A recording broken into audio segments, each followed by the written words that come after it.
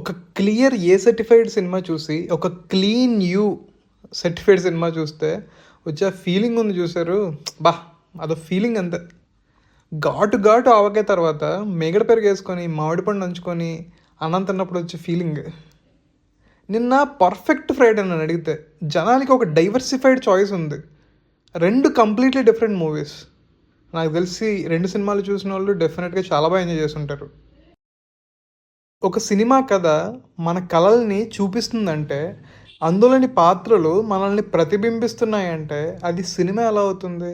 అది మన జీవితం అవుతుంది. మన జీవితాల్ని వెండి తెర మీద చూసే అవకాశం వచ్చినప్పుడు చూడకుండా ఉంటామా? ఒక నలుగురు వ్యక్తులు గల కుటుంబం వారి సొంత ఇంటి కళను నిజం చేసుకోవడం కోసం కాలంతో చేసే ప్రయాణమే ఈ సినిమా కథ. నిజానికి ఇది మనలో చాలామంది కథ. పుట్టి పెరిగి చచ్చే ముందు గెలిచి తీరాలి, గెలుపు తప్పనిసరి అని అనుకునే ప్రతి మిడిల్ క్లాస్ తండ్రి కథ ఇది. వయసుతో పని లేదు, సత్తువ తిరిగి సాధించాలి అన్న తపన ఉంటే చాలు. ఏ స్టేజ్ ఆఫ్ లైఫ్లో అయినా సరే జీవితాన్ని మళ్ళీ రీస్టార్ట్ చేయొచ్చు అని అనుకునే కొడుకు కథ ఇది.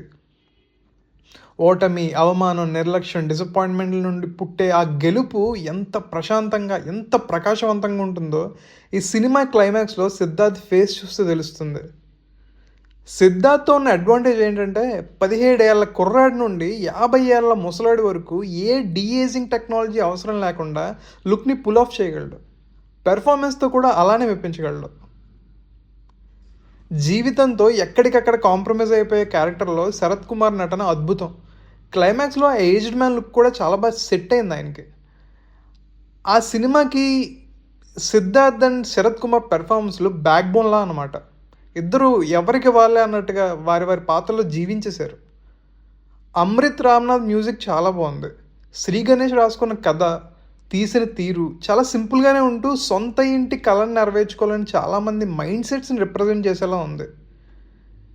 ఈ సినిమా నుండి ఒక ఫాస్ట్ పేస్ నరేషన్, ట్విస్ట్లు, స్క్రీన్ ప్లేలో మ్యాజిక్లు ఏం ఎక్స్పెక్ట్ చేసి చూడకండి.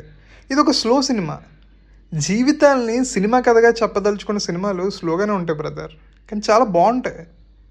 ఈ సినిమా అందరి కోసం తీసింది కాదు, ఖచ్చితంగా ఒక టార్గెటెడ్ ఆడియన్స్ కోసం తీసిన సినిమా అనేది. ఆ టార్గెటెడ్ ఆడియన్స్లో కనుక మీరుంటే it hits you hard and you love the movie.